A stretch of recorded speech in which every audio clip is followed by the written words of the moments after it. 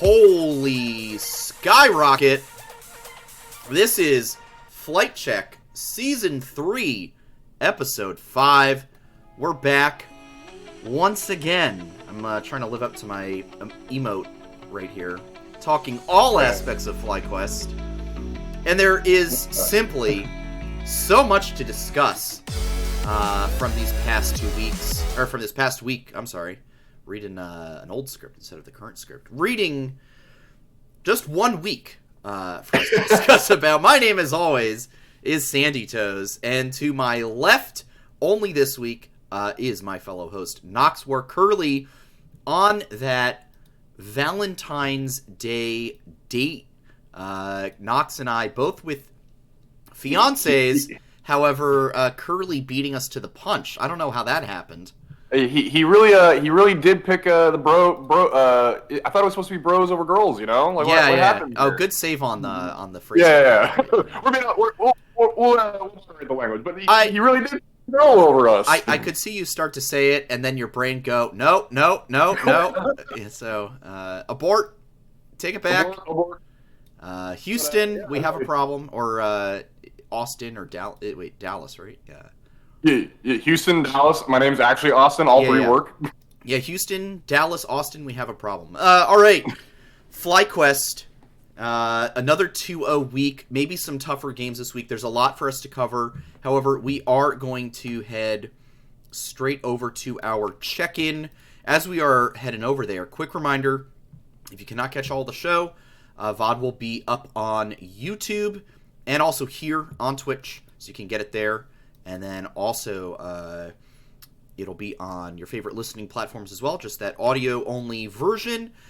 With that, let's get into it. Lots to talk about tonight. And we're trying to keep this to about an hour, so we'll get into it. All right, so another great week of League of Legends action in LCS. Nox, what was the most interesting storyline for you coming out of this week? I've got one in mind, but I'm looking to see what yours is in particular. Coming out of this week, outside of FlyQuest, I do think FlyQuest is still genuinely the most interesting one. And I don't even mean that biasedly. Just, it's like, can they do the 18-0, yada yada, so on and so forth. Yeah. I think I would probably have to go with Team Liquid. Just, like, that team just should be a lot better than how they look, and they just don't seem all together. They don't seem like they can get it all together. So for me, it's like, that's probably this team I'm watching the second most amount. And so I'll be curious to see heading forward, because I think they're 3-3 now, right? Yes. Yep. Tied for 5th with TSM. So see, that's another interesting storyline is TSM. They've been surprisingly doing pretty good, right? Yeah. But weirdly. So I think those will probably be the two teams and two storylines that I'm watching the most outside of FlyQuest coming into this super week. Yeah, no, I think that's definitely interesting. My team that I'm looking at, a huge fall from the start of the season, CLG, 4 losses in a row this week, dropping to Golden Guardians and TSM, teams that are right there with them in that race for playoffs. So my 5th place power ranking for CLG is not looking good. Yeah, the people's optimism for CLG is not doing great. And then my other thing was, and we'll talk about this in a minute, but 100 Thieves, I know they lost to us on Friday. However, between that game and their win over Team Liquid, I'm actually more on the 100 Thieves train than I was before. I actually think this team is pretty good. I think they're a top 3 team in the LCS, along with probably Cloud. I was gonna say who you kick. So you think EG's 4th then? I think EG's coming in at 4th right now, but it's a little difficult for me to say. Actually, no, I'll take it back. I'll say EG is at is like also in that top 3 conversation. Cloud9 maybe more towards 4. I mean that whole race right there is super close. I don't know who. Absolutely. It's even better though, because now we have a chance to send 4 teams to Worlds this year. So the fact that we have 4 competitive teams actually feels kind of good. Right. Well, I mean, what's interesting is that if I look after okay, FlyQuest, 100 Thieves, Cloud9 Evil Geniuses. Any team after that right now, I'm like, no, I don't want to send that team to Worlds. I don't want to send Liquid right now. Definitely not TSM, and definitely not any of the other 4 teams that are down there at the bottom. Yeah. So it's like, all right, that top 4 to me is actually pretty legit. So I think, lots to be excited for in the LCS right now. Lots of good stuff. All right, anything else you want to hit on LCS at large before we discuss Thursday and Friday's matches? I don't think... No, not in general. I think really the big conversations for LCS, I think, will come after we finish the halfway point. So, because the other team that I have my eye on is Golden Guardians, because now that they've got Gory and they had a 2-0 week, are they going to continue it? Right. I don't know. We'll see. Right. Is Golden and Guardians then also, legit, or was this just a fluke week? Yeah. And then also, Dignitas is supposedly getting Ignar back this week. So will that actually make a difference? Spoiler alert, probably not. You never know. Probably not enough, let's just say. So, either way, I think Golden Guardians will probably be another team all right, can you keep it up? Because that's another team, I think, if they can actually get it together, they could be fighting for that 5th place spot, I think. Yeah, no, totally. All right. Well, we're going to get straight into it. FlyQuest versus Evil Geniuses. And this was probably the first time all season that we actually saw FlyQuest tested, especially in the early game. And there's a couple things that stood out to me this week, but the first one that I want to discuss with you about is Vikla did not have a good game. I'm sorry, was not great. And I feel kind of bad that I'm finding things to criticize with this team, because it's I feel like an outside commentator could say, you're 6-0. What is there to criticize? What is there to critique? And it's I mean, for what it's worth, we got to find something to talk about. No, I mean, there's plenty of coaches, and Papa Smithy himself is saying there's much stuff to be worked on for this team. We're 6-0, but they are not a perfect team, and it's been said multiple times over that they are dropping a respectable number of scrim games. They will bleed. It's possible. Right. But I think my broader point, and you're totally right, I think my broader point about, okay, Vikla doesn't have a great game, and yet we win in 32 minutes anyway. Prince goes 10-1-7 on the Caitlyn. Spica looked really good on the Amumu. Some very, very good engages. Impact was phenomenal on the tank. That Scion was a great pick. Fantastic counter pick. And then Winsome, again, looking good on the Lux. So, great to see that this team could be tested, but still come out on top. And I think it goes back to something, I don't know if you said this on the show or if this was in a Discord somewhere, but it was basically, and maybe you'll remember this when I start saying it, it's kind of like watching an LCK team at Worlds where you can stay with them, but then, EG had one critically bad team fight, made a crucial error, and we punished them, and the gold lead went from 1,000 to 5,000 in a blink of an eye. So, I mean, that's what I'm feeling. How were you? What was your takeaway from this matchup? Yeah, I think it's kind of the same concept. You can tell EG's a better team because even when we do punish their mistakes, they don't immediately collapse either. It's okay, we got to punish you again, and then maybe one more time, and then we can end. You actually have to work on them a little bit. So EG's a respectable team. So yeah, no, I still stand by what I said. I think I said that in Discord somewhere. Just we are an LCK team. You mess up, you're going to be in a world of hurt. You're not going to be able to recover. And so it'll be very interesting because it's as the season and the year goes on, I expect these teams to get better and to punish us better when we do make mistakes. As you clearly saw versus EG with Vikla, was making dives on the enemy team that basically it's you should have not gone for it because you weren't tracking the enemy mid laner that was making roam, or the jungler that was coming over to cover as well because they suspected that a roam/dive was going to happen.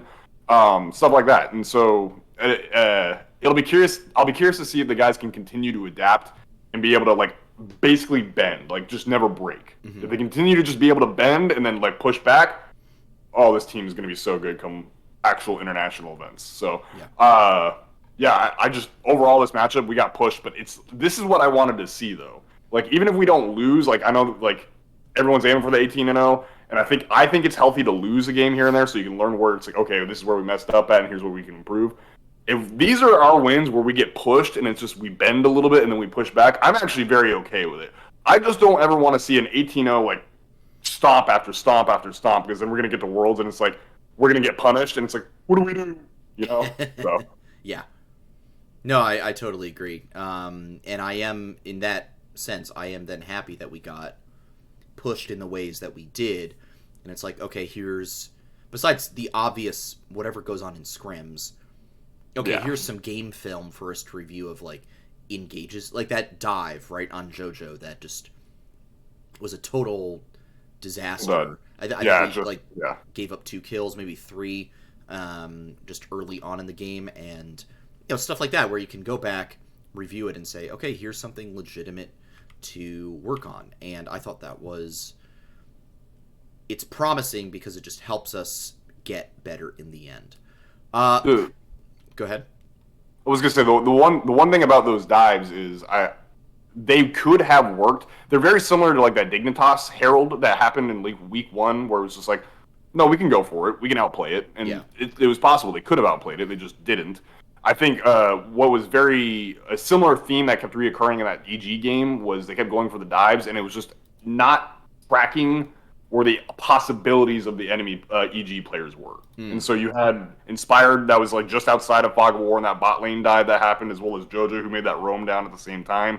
And then Inspired was again there in the mid lane when they tried to dive him on the mid lane turret thinking he wasn't there. It was just little tiny like, it's just a quick check in comms like, hey, could he be here? Okay, probably don't go for it. And so I kind of respect it though, because that's them pushing their limits and getting punished for it, and then we still bounce back. Yeah, no, I completely agree. So, all right. Not much else to say here on my end about this game, because there is still a lot to talk on. But, great win, as always. And the bot lane just looked really good, per usual. Per usual. Per usual. He is a royalty of NA currently, and there's a reason for it. Absolutely. All right, so speaking of the bot lane going off, the Hunter Thieves matchup, this game, 2 kills. Now, I did get a chuckle out of Winsome stealing both of the lane kills from Prince, but still, huge advantages in the early game for FlyQuest, for Prince, especially on this Kai'Sa. Busio did not have a great game on that Rakan, and I know people are kind of trashing him for it, so I'm not going to, dogpile on that too much, but missed some critical engages, it felt like, and I'm not going to solely point it to him, because there was certainly blame to go all around on Hunter Thief's side. But when I'm just looking at this bot lane, having, watched that game, it's like Prince Winsome crushed it, and, looked real good doing so. Did you by chance get a moment to watch Double Lift's little, because he's been doing like the post-game VODs, reviewing games? Didn't get to watch that. So I watched the one he did for FlyQuest. I haven't really seen any of his other ones, but so the one he did for FlyQuest, and he's like, man, I feel kind of bad for Busio, because like I was the one who actually messed up that lane. And so like the laning section, that's not on Busio, that was on me. I was like, oh. And he kind of goes into it a little bit. He's like, I should never be positioning here on the like top side of the lane towards like more towards the jungle instead of towards the turret, because basically that allowed the Nautilus hook to come in, and then basically just we were screwed at that point. And then there was another situation where basically they were pushed too far up because he was trying to get the lane shoved in. Winston came in, got another hook in, and that was another double lift call apparently. And so and there was stuff like later on where you're saying like, yeah, Busio didn't do this or didn't do that, but a lot of the lane stuff, surprisingly, he was saying was like actually kind of his own fault for the decisions and calls he was making in lane. So I thought that was kind of interesting to actually hear. So just little defense for Busio. It wasn't really all him, but at the end of the day, though, Fly was just punishing everywhere. Yeah. Well, maybe one place they weren't super punishing was top lane. Tenacity almost single-handedly stole that game back for 100 Thieves. He looked really good on that Fiora. I have to give him some praise. But I felt like Vikla had a real bounce-back game. You know, and he looked real good on that Sylas. Spica had some great engages, and I just loved the... I don't want to call it like the simplicity of this comp, but maybe that's the best word I can come up with. I loved this comp just from top to bottom. It felt natural, easy to play. You know exactly what you're looking to do with it. You're going to dive. You have so much dive potential between the Sejuani, Kai'Sa. You know, Sylas could even get in there depending on what's going on. Cassante, obviously. Winsome can come through on the Nautilus with Engage. There's just so much potential with this roster, or with this draft, to do so much. I'm sure you've got your thoughts on it. What I likened it to was it was a very Season 9 draft. Mm-hmm. Like, it gave me very Worlds 2019 vibes of just like, all right, we're drafting the Xayah, because, I mean, Doublelift and Lucio literally had the Xayah Rakan, right, which was very popular back at that Worlds. And then we were drafting a Kai'Sa Nautilus bot lane, which is very dive-heavy. Sejuani, I don't know if I can't remember off the top of my head, but like it basically functioned the same as other junglers that were on in that time period. It was just the whole thing was screaming Season 9, which was like go in, wreck house, and so it's very fun for me to watch. I had a great time. I was like, all right, get in there, boys, go to town. Yeah, no, I completely agree. I will say that the Talia pick from Bjergsen, not very inspiring. I did not. So I understand the pick, but I just don't think it's good right now. It just didn't do a lot for me in the end. You know, and I did like the Fiora. I keep coming back to Tenacity, but he looked really good on that champ. And then this was Prince's first game on Kai'Sa this season? Here in the LCS, yeah. Oh, yeah, right. My God. Just...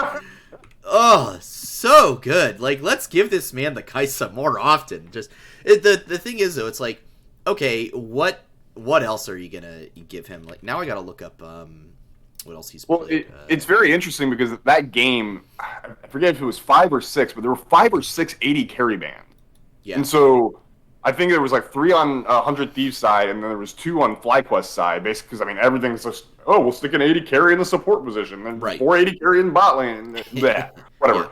Yeah. So basically, they're just, all the 80 carries were banned out at that point, and then lo and behold, I forget if it was B1 or, no, I think it was B2, B3, either way, there's just Xayah Rakan lock in, it's like, okay, what you gonna play, Prince? And it's like, okay, well, here's Kai'Sa. It's like probably like 8th in terms of like options right now, but if you ban everything else out, he's still gonna make it work. It doesn't matter. Yeah, because even on our side, we banned Zeri. I guess Ashe is more of a support right now, but Zeri, Caitlyn, then on the other side you had the Lucian ban. So you had 3, technically a 4th ban, but no one's gonna play the no one's gonna play the Ashe right now. And then so down to like... So, yeah, there was 5 takeaways, including the Xayah pick. Right, exactly. So, he's now played, in 6 games, he's played 5 different champs. The only champ he has played twice is Caitlyn, against EG, obviously. So, I am not concerned, and it's not like I was, but, like, you always want to have the evidence. There's no concern here for me about champion pool.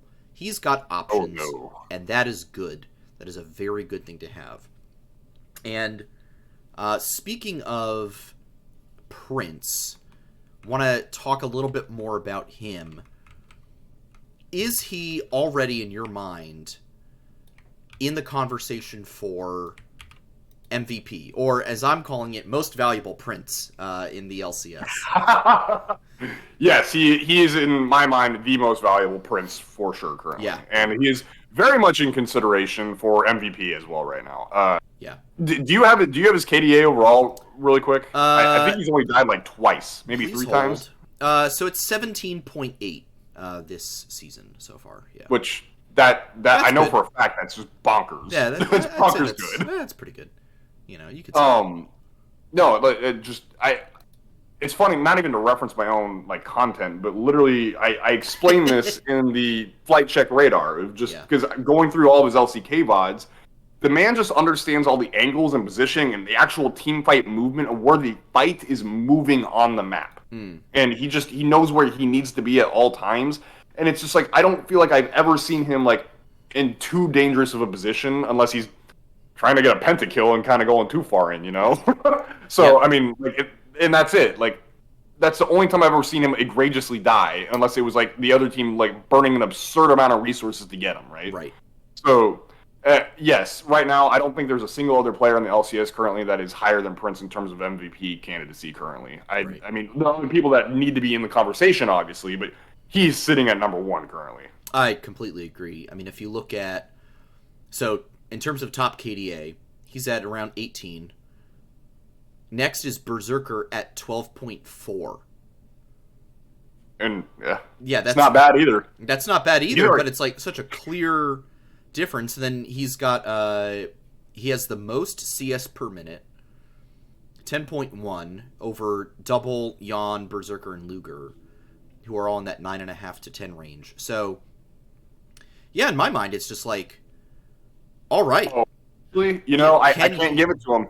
He doesn't have a penta. Berserker does. Yeah, Berserker actually got the penta. That's right. Berserker's got the penta, and as we all know, pentas are what count. That's what matters the most in your MVP vote. Unfortunately. Yeah, it's fine. He's got another 5 weeks to get it. Like, he's got time to get it. And speaking of other weeks, next week, probably one of the easier schedules. We're not getting into the exact predictions right now, but I do want to just note FlyQuest plays Immortals, TSM, CLG next week. That's a 3-0 week right there. That is a 3-0 week. So the other question that raises, will Prince Threepeat as player of the week? What are the odds? I think this is a very interesting question. And like, this is a little speculative. Could he Threepeat? 3 in a row, player of the week. I think it's possible. Just the way he's playing, the way that the team is giving him resources right now, playing around him. You know, even in the 100 Thieves game, Vikla gets, 7 kills, right? And Prince still comes in with a solid 10.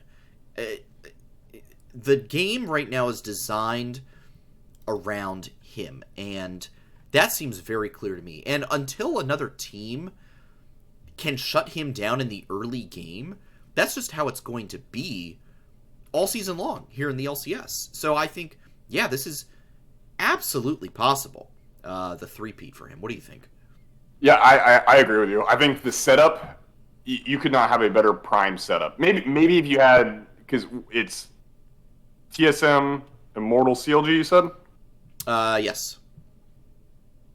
I mean, you could technically have an easier setup if you had Dignitas in there. But you know what? It is as close to a perfect setup as you can get for this team to give him a Threepeat of Player of the Week. Mm-hmm. I will say, he does have some stuff going against him, though. Because I do feel like the committee that like gives these Player of the Weeks away is somewhat sometimes biased. Because his Week 2... I'm sorry, to this day, I love Prince, and he did great that week, but I don't think he actually deserved it that week. He kind of got by off of Spica. I think Spica's probably a better candidate than he did, even though he racked up the KDA and he was outputting a shit ton of damage and was actually pushing people off of objectives. But I think Spica did a little bit better, and he was more deserving. So, having said that, though, he got that because a lot of people were arguing that maybe he should have had it week 1 instead of week 2. Instead of Fudge that first week. So I wouldn't be surprised if the committee that makes these decisions maybe like kind of tired of him, like someone else like did good enough and we'll give it to him, right? So that's my one like he may not get it for that reason. In a weird way, my conspiracy theory is that the LCS gave it to him for week 2 because he pretty much deserved it for week 1 and was robbed. So that's also my theory too. That's my conspiracy theory, is that it was like look, we know we messed up, here you go, take this, We apologize. You were right. Something like that. But I think this is very much a doable thing. And TSM Immortal CLG, not the highest of competition. So who's the hardest matchup out of that, you think? Probably TSM. See, I was going to say the same. I think it's actually TSM, which is weird because preseason I would have said CLG hands down. Yeah. And it still very much could be them, but just based off of the way things are going, right now to me it's TSM, which is strange. Yeah. All right, so this is a question that I think is important for us to answer, and it's actually interesting that I just looked up the KDAs in LCS Spring. Guess who has the third highest KDA in LCS right now? Third highest. Yeah, so you had Prince, then you had Berserker, and then coming in with a flat 10.0. Part of me wants to say Fudge, because he's really been popping off, but I don't think that's it. He's in the top 5. I will give you that. Okay. Who is it? So it's Winsome. Are you kidding me? Is he actually? Winsome has 4 kills, 7 deaths, and 66 assists. And it is time to have the discussion. Should Eyla, assuming... We still don't know if he's playing this week, right? Games start Wednesday. Yep. That's a very fast turnaround time. We've heard nothing. It's Monday night. We've heard nothing about will Winsome or will Eyla, be here for LCS this week. I would say at this point, if we didn't get an announcement today, I highly doubt that we are getting Eyla this week. So the question starts to come in. This week goes through. We'll be halfway through the season, through this split. Mm-hmm. Winsome at this point, Winsome has been scrimming with the main team for a month straight. Probably longer, actually, if I had to guess. Probably like a month and a half, maybe 2 months. Is it the right move if Eyla were to show up to start Eyla? Is it worth... I know, this is such a difficult question, and I really hate saying this. I really hate bringing up this... And actually, you wanted to bring up this topic, too, so you're not getting away with that. No, I did want to bring it up, but it's also like, why did I bring it up? It's such a hard... It's like, all right, pick your favorite child. It's like, which one out of your 2 sons do you like more? And they're both grade A students. They're both X, Y, and Z. It's just so difficult. So give me your thoughts. I want to hear what you've got to say first. Yeah. So I've thought about it, and I just... Everything I've seen gameplay-wise and everything I've heard from members of the community as well as like people actually involved in the scene, everything is showing me that Eyla is still theoretically the better support, which is absolutely crazy to say after the performance that Winsome has been having so far, right? Because he's looked amazing. He's looked great. But having said that, I'm going to go with the thought process of Eyla should still come in, and he should still be the one to play with Prince the moment he gets here. Mm-hmm. And a lot of the reasoning for why I've come to that thought process is because of some things that Papa Smithy has said in Oracle's Elixir and kind of on Twitter too. But the whole process of this team is learning currently. I know they're winning, and they're looking damn good while doing it, but they are still actively learning. You can go look at the interviews with Song, even talking to Ashley Kang. Mm-hmm. He wants to treat this team as a team that can actually compete with Asian teams, Eastern teams. Right. And so to do that, you have to do the training the right way. You have to put the work in. You have to put the effort in. And so I think in FlyQuest's eyes and perspective, there was a reason why you chose Eyla as your starter. He is the one that is going to be able to elevate your team to a higher level than what Winsome possibly can. Even though Winsome is performing right now. And Winsome performing is great. But at the end of the day, I have to choose and believe that the scouting talent of Nick Fan and Loyola and whoever else that was doing all the research of scouting made the right decision, and that Eyla is the better support player for Winsome, and that when he comes in, maybe it won't be perfect, but the ceiling will be higher. And at the end of the day, I think it's quite clear that this team is good enough to win an LCS championship. And maybe I'm getting ahead of myself here. I may end up biting my tongue later on, but I think the goal is actually going to start being, let's train for international events. Yeah. It's for Worlds, guys. We don't care about the LCS. No, but like, Spring actually, doesn't kind of unironically a little bit. I think that's kind of the case, and I think Eyla is the better answer to that over Winsome. Right. And maybe I'm wrong, but at the end of the day, I'm choosing to believe in FlyStaff and what they scouted, and I believe their scouting has been pretty damn good. If you can't tell off of this season so far. No, completely agree. Yeah, I think it's difficult. I think at the end of the day, you do have to go with what you said the starting roster was going to be. You did not sign Eyla to sit on your challenger roster. That's what he just did on Team Liquid for the last several years. That's not why you signed him to a contract. You signed him to come onto your main team and be a top 3 support in this league. Winsome is really good, and actually, Winsome has a good purpose. He's playing at this elite level, right? Well, then he can really boost Fly challengers because, imagine now you're slotting Winsome onto that team, which is already like a top 5, top 6 team in the challenger scene. I think that team just gets instantly way better. Even better than they currently are. But Eyla was hired to be the starting LCS support. Mm-hmm. Now, is there a world where you maybe give it a week? Like, let's say he, shows up on Wednesday, right?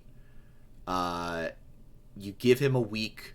You let Winsome play out week 4. He does the scrims for the next week, and then he starts week 5. Yeah, possibly. Yeah. Or could you also make the argument, because looking at week 5, we play 100 Thieves, and we play Dignitas.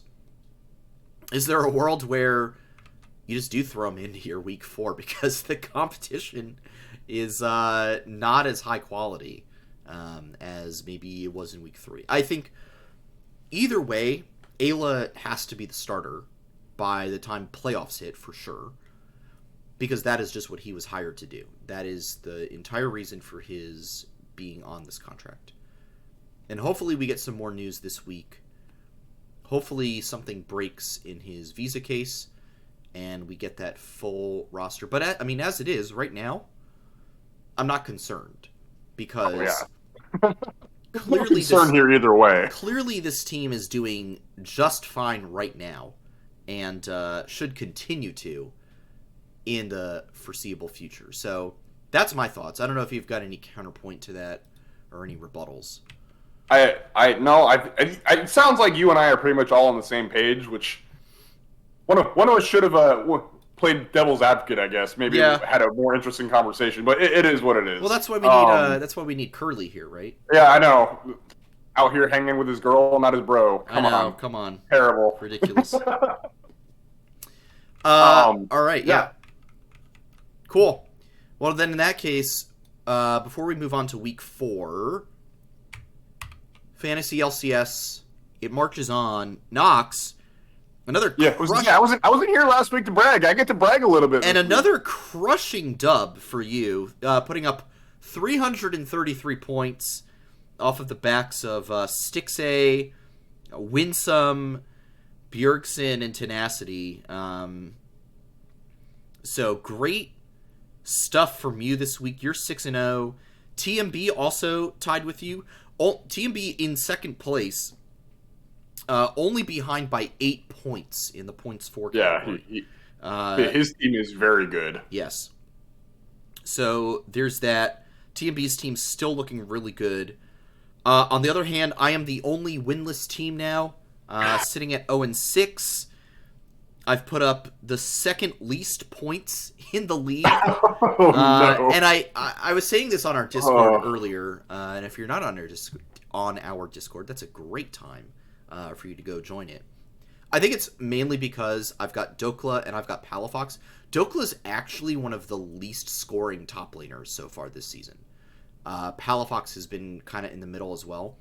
But having two CLG players during their recent 0-4 trajectory has not done me any favors in Fantasy LCS so far. Curly has had 1,000 points scored against him in only 3 weeks. I'm so sorry. That is so rough. That is so difficult. Difficult times for him. However, very tight competition at the top. How are you feeling about the league right now? I'm looking at my phone to have these standings pulled up. Is there anyone that's particularly standing out to you right now, team-wise? I mean, just TMBs, straight up. I think I play him in week 6, I think is what it is, and that's the one I'm nervous for. And oh yeah. I was kind of like looking at my players' matchups for that week, and I think 100 Thieves has a pretty hard matchup week 6, if I recall correctly, because I have 200 Thieves players. Mm-hmm. So I'm like, I might be in a little bit of trouble on that one, but we'll see. I believe in the team; they can hold it together. Yeah, I agree. Hooli sitting there at 4-2. He's looking good as well. He just dropped to TMB, but still his team's looking pretty good with. Besides Revenge at the top, Closer, Vikla, Double Lift, Vulcan. Now that we know what 100 Thieves is capable of, Vikla looks really good, and Vulcan always is a great support. So I think Hooli's got some good. He's got some wiggle room. He's got some good wiggle room. He's got stuff to work with, and I think he can make a playoff push depending on how the week goes. So that is your Fantasy LCS rundown. So just to give you the standings one more time, it's Nox and TMB at 6-0, Hooli at 4-2, Edgyhoon at 3-3, Ricebox and Rolled Roller tied at 2-4 for 5th. Curly's in at 7th at 1-5, and I am bottom of the cellar at 0-6. And if you're wondering why we've each played 6 games, I've explained this before, but we're all playing an additional game against the league median. Just helps us balance out the standings a bit more, considering that you only play 6 matchups before playoffs hit. And you don't get situations like mine where, like a year ago, where basically I had the second most points for in the league, but I was dead last without a single win. Yeah, it just makes things a little more fair and fun for everybody. All right, so we're gonna move right ahead. Next week is week 4, TSM, Immortals, and CLG. We've got 3 matchups again for the first time all season. Let me get the Super Week, baby! I don't know. Curly did not give us his predictions. Uh-oh. So we're just gonna put have a 3-0 for him. I'm gonna put down the 3-0. I'm assuming that's what he would say. So we're just gonna go with that for all 3 weeks. Let me swap over to our presentation there. Scroll up a little bit. All right, excellent. And then we're going to make that a little bigger. All right, there we go. Perfect. Nox is in the curly box. We've changed that. Everything's great. We've got a cat on board. Yeah, he'll represent Curly for tonight. Excellent. Perfect. All right, so we've got 3 matchups this week. IMT, TSM, and CLG. I need to swap the IMT and there we go. We're saved. No problems. No one ever saw anything. All right. Let's talk Immortals. This team, 2-4, tied for 7th with CLG and Golden Guardians. Week 3, they beat Dignitas and lost to Golden Guardians. I am not at all convinced. Man, the thing is, I know I'm just going to end up saying 3-0 for this week. But I have to. Do we just want to put the 3-0s down, and then we can kind of go down our reasoning for why real fast? I mean yeah, I mean, you're giving it a 3-0, right? I'm assuming. Yeah. All right. Yeah. Yeah, so I am 3-0ing this. Oh, to do this, all the merge cells need to be the same size. All right. Well, we're just gonna slam these all in here real quick. Boom. Copy paste it in. We're all good. Fastest Excel sheet skills in the land. You know, that's what they call me. I've just got those Excel skills. X skills, they call them. The X skill. The X skills. Yeah, Immortals 2 and 4. I've not been inspired by them at all this season. I don't think this team has what it takes. I'm hoping that Kenvi can continue to look better, but I just don't think this team will offer anything up against us. TSM, they have been mildly surprising. Boogie, not looking too bad. Solo and Maple actually, like, holding their own at times. Of all three, like we discussed earlier, of all three teams, TSM's probably the one I'm most concerned about this upcoming week. And then CLG, they just look, they look rough. I feel like they really have not advanced or done anything crazy to give me any confidence in them at all. All right. Give me your thoughts. I'm going to go grab some water because my throat is very dry right now. I've been talking so much. All right. Give me your thoughts on these three teams. Okay. All right. Welcome to the Nox monologue while Sandy is getting some water really fast. So I think for me, Immortals early game is very suspect. A lot of what I've noticed is their early games are very, very bad. Their early game rating is really, really low. And so what you've noticed, in their 2 wins is they begin to slowly claw it back in the mid game. Their mid games are actually not terrible, right? So if anything, I'm kind of expecting like Spica to just kind of run over Kenvi and like the rest of the team in the early game.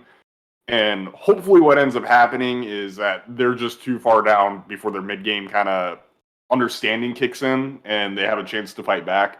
I'm not really overall worried about it. I think it'll be fine. So yeah, moving on to TSM, they're kind of a hard roster to understand. Like they have moments of really like, oh, they're pretty dang good. And then you have other moments of like, what are you doing, TSM? I agree with Sandy on this. I do think this is probably the most dangerous matchup for us this week. Like if we are going to drop a game for the first time, it's probably going to be the TSM, which that'll be fun because then TSM fans are going to be absolutely insufferable for the next however long, right? But I'm overall it should be fine. I think as long as Spica is able to kind of keep a tab on Boogie, because I think Boogie's probably the main focal point of this whole team. If you can get the team running, it's good. But if he doesn't get it running, like the team kind of falls apart a little bit. And then last but not least, CLG. CLG's just a mess. I really agree with you, Sandy. I don't know what to do. I don't know what this team needs to do. Like, they were so good last year. Almost made Worlds. Like, were in multiple Game 5 scenarios. And just didn't quite clutch it. And then it's like, okay, yeah. They had the offseason. They have all the synergy. I'm putting their power ranking in 5th because it's like they should have the synergy to, like, kind of kick off this year with a bang. Yeah. Right around this time of the year is right when I was expecting to maybe like kind of fall off a little bit because the other teams are catching up, but no, it seems like they just dropped off a cliff. Yeah, I don't know. I think also the coaching staff maybe needs to take a look at like that what was it, R5 Jace last week was super suspect, like really questionable. Yeah. So yeah. Overall, I don't really know what part of CLG to pick apart exactly because I don't know what CLG is going to show up. My brain is still stuck in 2022 where it's like, no, this is a legit threat team. Like they can absolutely do damage. But then in the past 2 weeks, they look like chickens with their heads cut off. I don't know.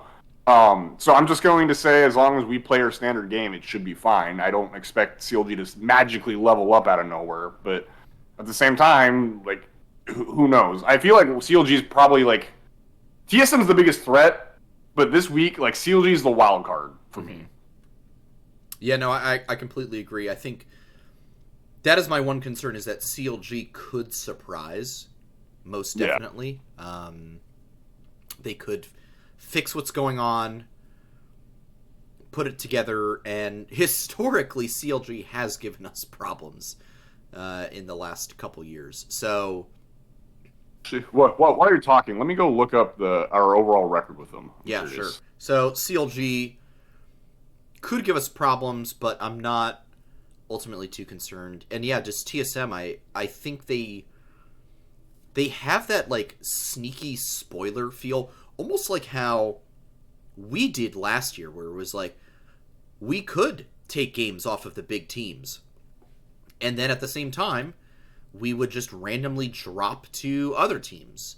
Like TSM so far this year, they have played they beat TL and Immortals, and then they've lost to EG and 100 Thieves. Then this week they lost to C9 and beat CLG. So they're kind of in, almost in that like 2022 FlyQuest mode, where it's like they can beat all the teams below them, but they can't beat anyone above them. And that's not like a terrible place to be at, and we would even say last year, we were like, yeah, we're not like unhappy with that, because we knew the team was, not supposed to be that great, but at the same time, it does feel like they could surprise, and that is where my concern lies, is that if there ever was like,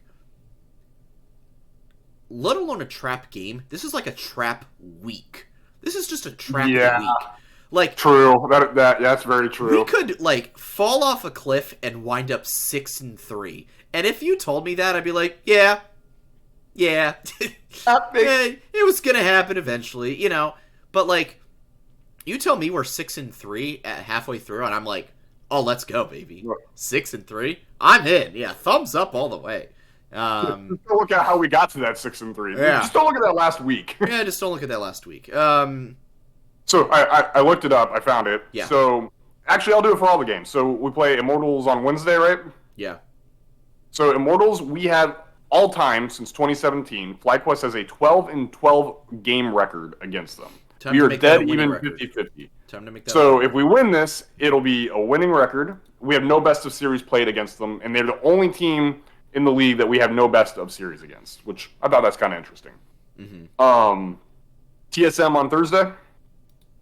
Yep. We have a 23-28 game record, and we are 1-3 in versus them in best of series. So hopefully making that 24-28.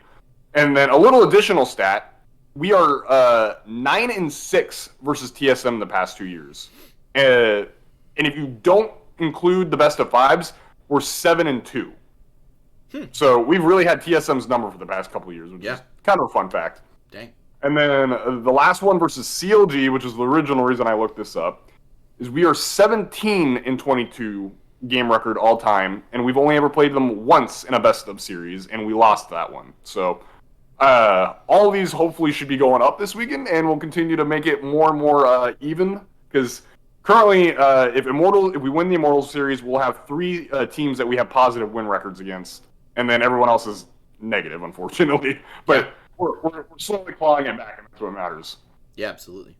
I think this is a great week to make up some ground or take a winning record over all 3 of these teams. So that's where we are. Again, we are assuming this is what Curly would put down for his predictions this week, but I think it's probably safe to say. All right. Actually, here's a question for you and I to debate really quick, since Curly's not here. So Curly has a thing on Twitter currently, for those of you who don't follow him on Twitter, where if FlyQuest 2-0s for the week, he has to get a new plant. Yes. So he's gotten 3 plants so far. Does FlyQuest have to 3-0 this week for him to get a plant, or do they just have to go 2-0? I think they have to 2-1. I think they have to go 3-0 for him to get a 4th plant. Okay. Yeah. I think that is technically how it works. Yeah.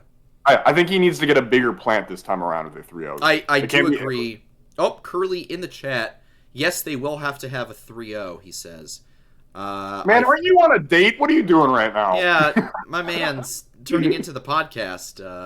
Come on now. From dinner with the girlfriend. So oh, just got home. Oh, I see. Okay. All right, so that is that's my take. Is that he's got to get a bigger plant. I agreed. He has to get a bigger plant this time around if they're 3-0. Oh, I completely agree. All right. So, final thing for us to discuss tonight. The Salt League. Things are rough. And when I say rough, it's like it's not terrible for one team. One of them had a bad week. The other one is rough. One of them had a bad week. The other one is just, dare I say it, bad. FLYFAM goes 0-4. Fly Challengers also goes 0-4. Fly Challengers down to 10-8. And Lawpedia has not updated the standings for NACS. Yeah. I don't they've been kind of slow about it. I might have to go to the dreaded LOLesports.com right now.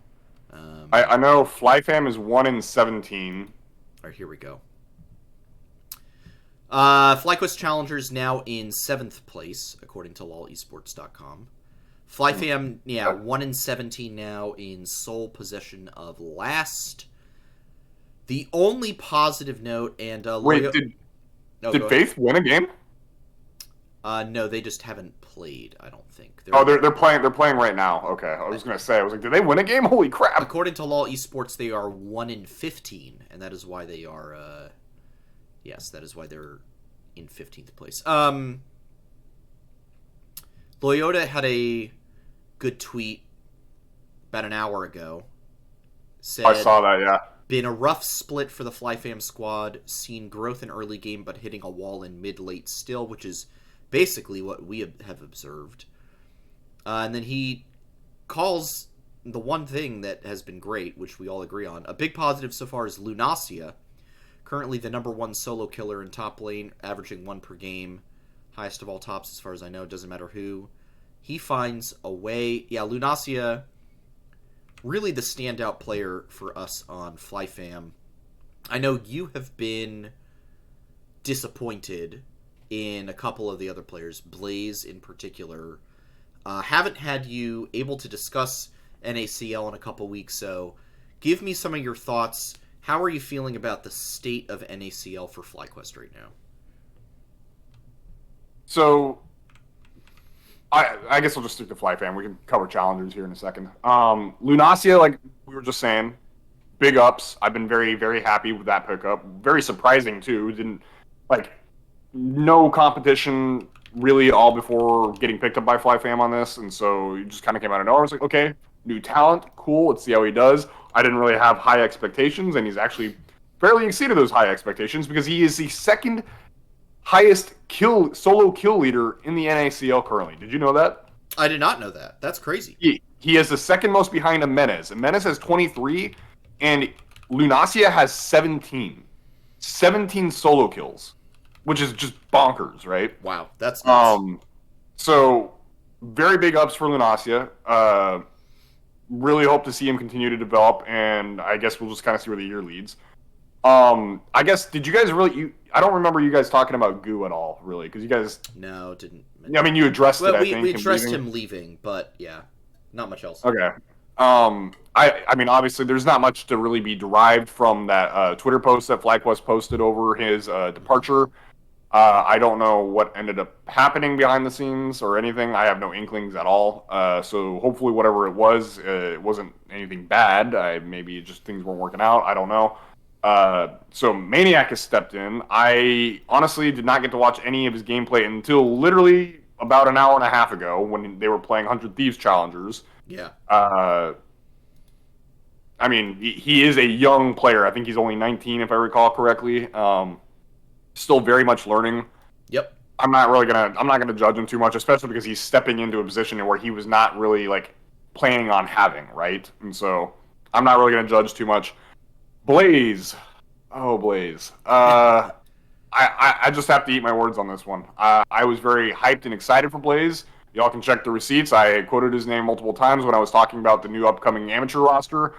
I was very thrilled when we got him, and I have to be honest, he's not anything what I was hoping for, which really sucks because he was great in Proving Grounds, qualifiers rather, I should say, all last year long.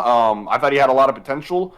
Maybe there's outside factors happening. I know he is on higher ping than a lot of other individuals in the NACL currently, but at the end of the day, it doesn't really matter. Some of his decision making has just been extremely questionable, and it just sucks. And so maybe he needs a mental reset. Maybe just kind of go next split. I don't know. Maybe hopefully what ends up happening is Brandini and Coach Julius can maybe talk to him a little bit and like get his mental to reset. Whatever it may be, because I've seen the potential in this guy. He is good. He has the possibilities of being a good mid laner, and he's not shown it. It's as simple as that. And so that sucks. On the other side of things, though, he's still developmental, and that was one thing I do want to clarify: is he was not someone as a provisional team. You do have to have some win now factors on your team, and he was part of the somewhat developmental portion of it, and so. Now I have to talk about the bot lane, because that was the win now portion of Instinct and Sword. And this was a dud. I'm sorry. I expected a lot more. You had Instinct, who was playing for TSM last year in LCS playoffs even. Yeah. I know he got subbed out from Tactical, but like this man had an LCS time. He was an LCS level player. Was he one of the best LCS players? No, but he was able to hold his ground for the most part, right? Sword, on the other hand, as well, has been fairly experienced in the amateur scene, has been on Academy for a brief period of time as well. I expected more from these guys.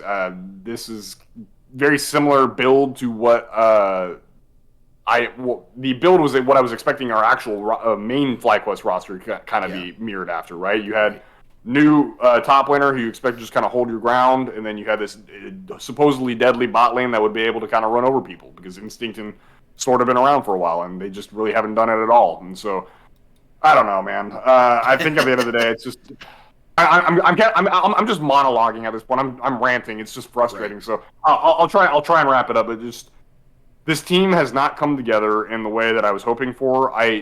Don't get me wrong, I wasn't expecting great results. They're an amateur team after all. Right. I wasn't expecting them to do what Wildcard is currently doing, where they're 12-4. Like that's crazy. Like I didn't predict any amateur team to be able to do that. Yeah. But I was still expecting at least to have maybe 3 or 4 wins on the board. Like I was expecting to maybe be slightly below where AOE's at currently. And so to not even have that is just like I don't know. It just sucks. I know we're 18, so I think if I recall correctly, there's supposed to be 36 games. Right. No, there's supposed to be 30 games because it's best of 2 and there's 15 teams. Yep. So we're over halfway through. Yeah.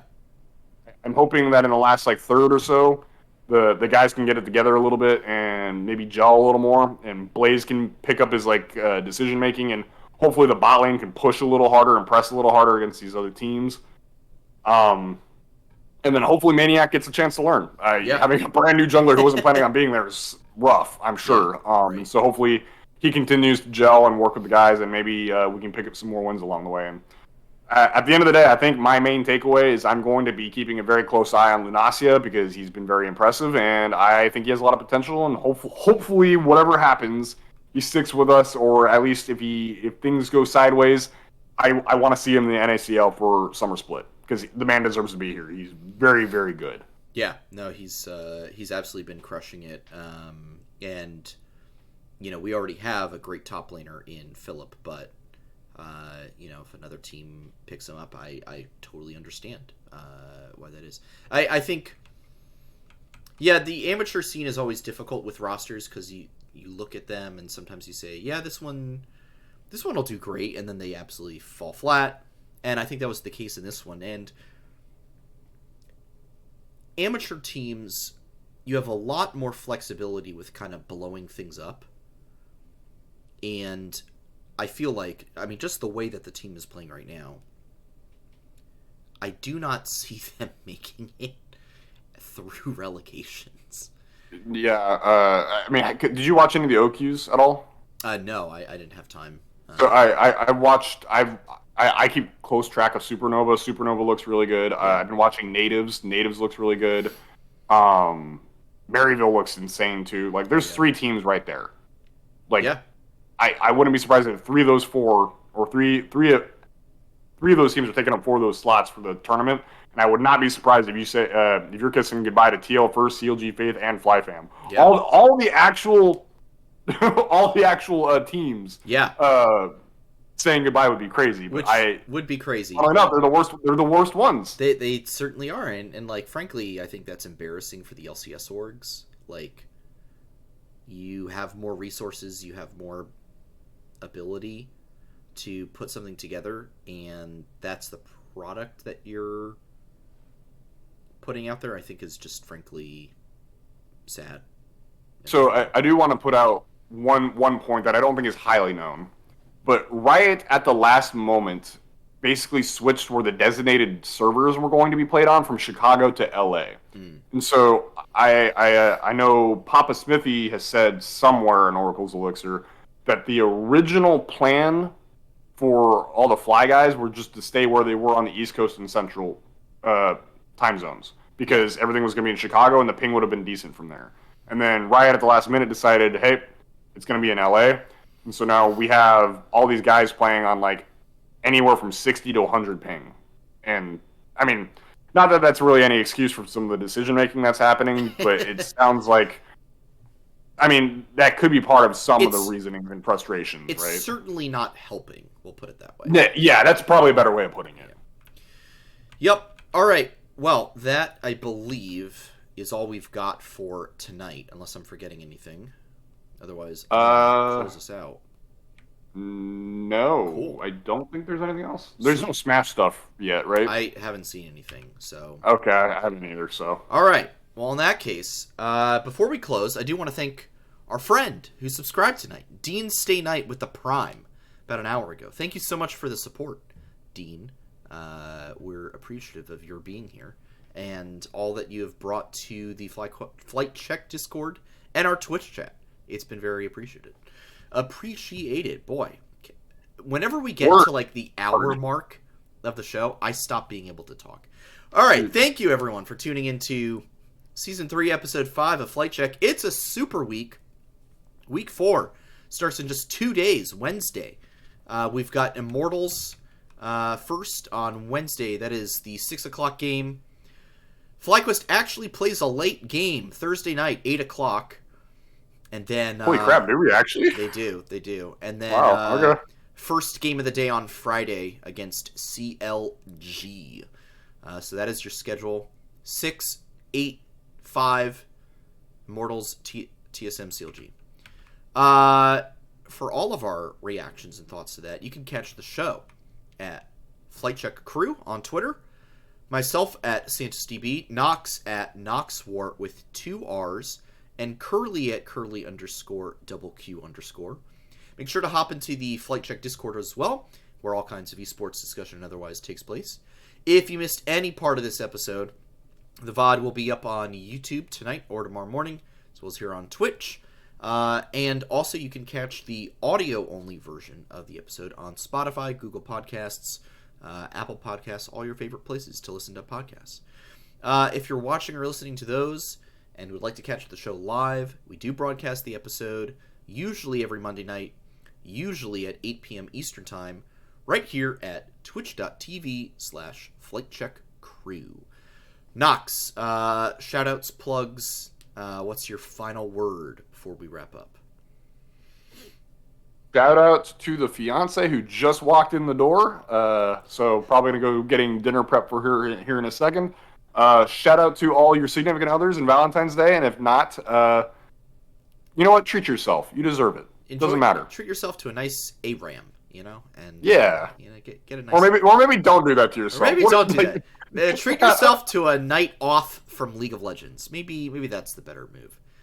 All right, for myself, shout out to. I'm really late on the show, but Andor. I just watched episode 6 last night. That's the episode where they like do the heist. Mild spoilers there, I suppose. Wow.